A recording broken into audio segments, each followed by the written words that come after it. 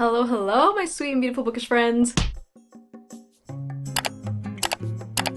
I didn't know if I was gonna film this video. Honestly, I don't know if I want to do TBR videos on my channel anymore, but I thought that this one might be kind of a fun idea and I've never done this one before. So in today's video, as you saw by the title, we are going to be using my Read It or Unhaul It jar to be choosing my April TBR. At the beginning of the year, I did write down every single book that I physically own and put it in this jar. And as I've bought in books, I've been adding those titles to this jar. So every single book that is on my physical TBR is in this jar. There are some also that I've read already that I haven't taken out because I just don't want to take the time to try and find them in this pile of 130 plus papers. I don't know how many books I want to put on my April TBR because I do have a few videos that I have books planned for already. So I don't want it to be too ambitious, but I feel like as the weather is getting warmer, I am in a lot more of a like sit down reading outside type of mood. So I feel like I'm going to get a lot more reading done. And I have 2 different vacations that I feel like I'm going to get some reading done on as well. So I think for my TBR, I want to pull at least 6 or 7 books. So just getting right into it, the first book that I'm going to be picking for my April TBR is...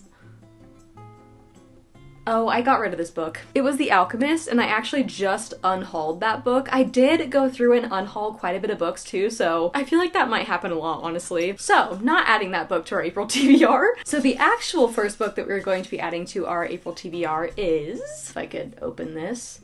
Still See You Everywhere. Oh!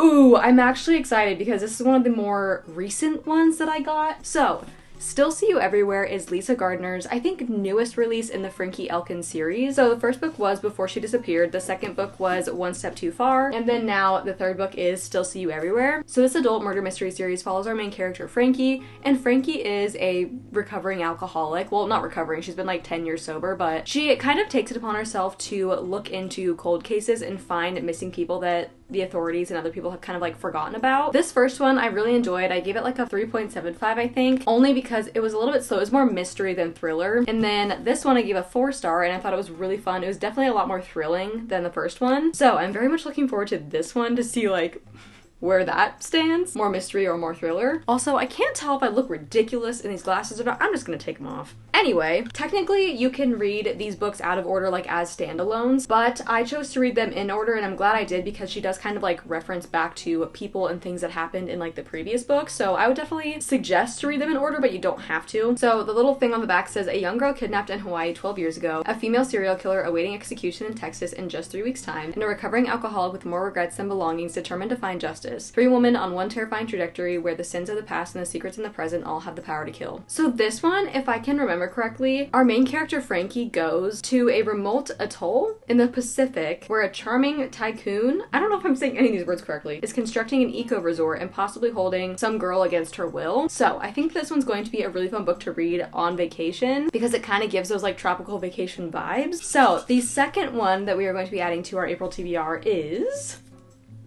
Clockwork Angel.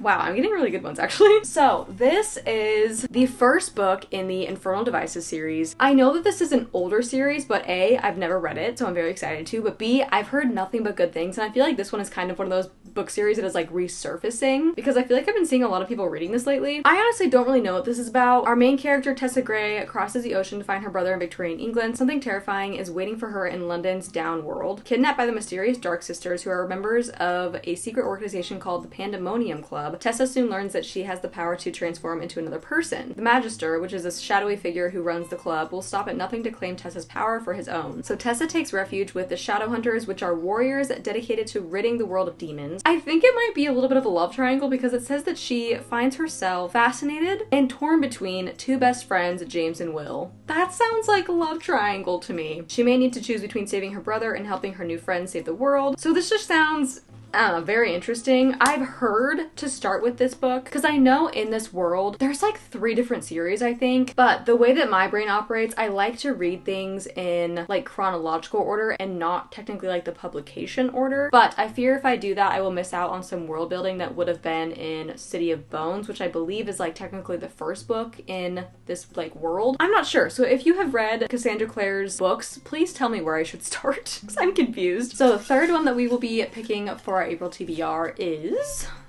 let's see, Bringing Down the Duke. Oh, this one's in my room. Hold please. Okie dokie. It was on my TBR cart, which is in my bedroom currently. So, Bringing Down the Duke. I'm actually very excited for this one, and this one actually is on my spring TBR. I have just been absolutely loving the whole like 1800s Regency era fantasies, romances, mystery thrillers, like anything that's in the 1800s England, you know, vibe era, I have just been loving lately. So this one is set in England in 1879, and brilliant but destitute Annabel Archer is one of the first female students at Oxford University. Her scholarship Can I speak English? Her scholarship demands that she recruit men of influence to champion the rising women's suffrage movement. Her target, the cold and calculating Duke of Montgomery, commander of Britain's politics. Montgomery wouldn't be the kingdom's greatest strategist if he couldn't turn the tables and confront Annabel with an altogether different offer. Locked in a battle with rising passion and impossible attraction, Annabel will learn just what it takes to topple a duke. This sounds like such a good time, and I'm so hyped for it. It just sounds silly. It sounds witty. It sounds fun. I feel like the banter in these types of books is always the best. And this is a book and book series I feel like I have not heard very many things about yet, which I love when I have heard nothing about a book, because then I go into it with zero expectations. All right, the fourth book that we will be picking for our April TBR is Isadora. Oh! I just wrote Isadora Bentley because this book title is actually really long. Well, actually, it's not that long, but it's The Happy Life of Isadora Bentley. This one has been on my TBR for, I think, a year or so. It sounds so cute and so wholesome. So this one follows our main character, Isadora Bentley. She likes to do things just so. She believes that happiness is something that flat out doesn't exist in her life and never will. She's a university researcher, so she really keeps to herself and doesn't really like to socialize. She'll never get involved in a romantic relationship again, especially with another academic. So one day, it is her 30th birthday, and she never does anything on a whim, but on a whim, she decides to pick up, I think, a magazine that has an article containing 31 ways to be happy. So Isadora decides to create her own research I would love it if I could, like, speak words. So, Isadora decides to create her own secret research project, proving the writer of the ridiculous piece wrong. But as she gets deeper into her research, she meets a very handsome professor. She's stunned to discover that maybe, just maybe, she's proving herself wrong. That just sounds so cute. I believe I have read Courtney Walsh's books before. Maybe not. I always get Courtney Walsh and somebody else confused. The one that wrote Holiday Romance. Where is that? I have it. Where is it? Wait. Wait, it's missing.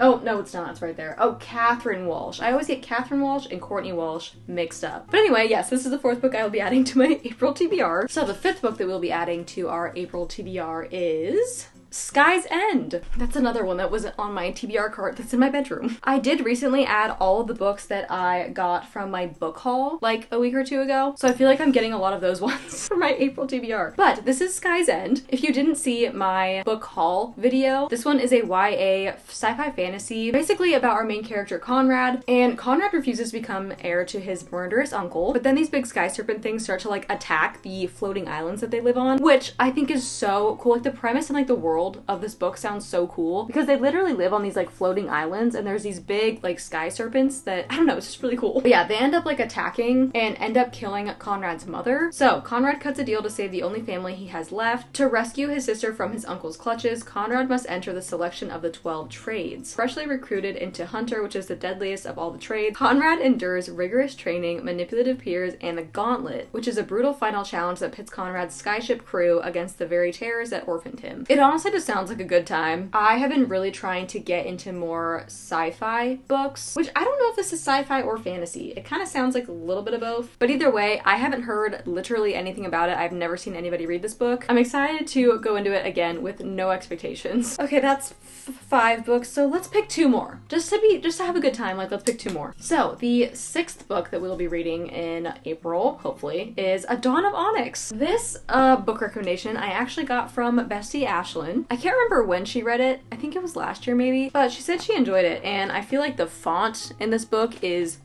Oh, so good. So this one is, I think it's an adult fantasy, but it might be YA. But it follows our main character Arwen, and Arwen offers her life to save her brothers. Now she's been taken prisoner by the most dangerous kingdom on the continent and made to use her rare magic abilities to heal the soldiers of the vicious Onyx King. She knows better than to face the ancient wicked woods that surround the castle on her own, which means working with a fellow prisoner may be her only path to freedom. Fellow prisoner love interest? Unfortunately, he's as infuriating as he is cunning, and seems to take twisted pleasure in playing on her deepest fears.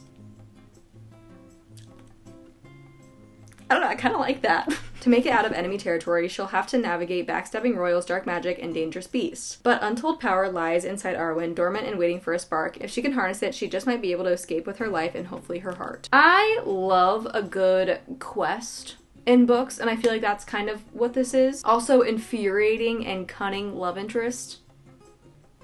Say less. Okay, last book and number 7 for my April TBR is The 7.5 Deaths of Evelyn Hardcastle. I almost said Hugo, but that is not the right book. This one I feel like is going to be a total mind trip. This is an adult mystery thriller. I think it's more mystery though. So basically there's like this masquerade ball, and at this masquerade ball, Evelyn Hardcastle will die, and she will die every day until Aiden Bishop can identify who murdered her and stop the killer. But I believe what's trippy about this book is every day Aiden wakes up in like a different person's body or something. Yeah, at the beginning of each day, Aiden wakes up at Blackheath house in the body of a different guest of the gala, and some of those guests are more helpful than others. I am a little bit hesitant to go into this book because I feel like from what I've heard from people who have read it is that you get very lost, and it just like sometimes doesn't really make sense, and I don't like books where I don't feel like it makes sense, you know? Like I don't like getting lost. It really bugs me. I mean, as I'm sure it would anybody. It's also a 380 page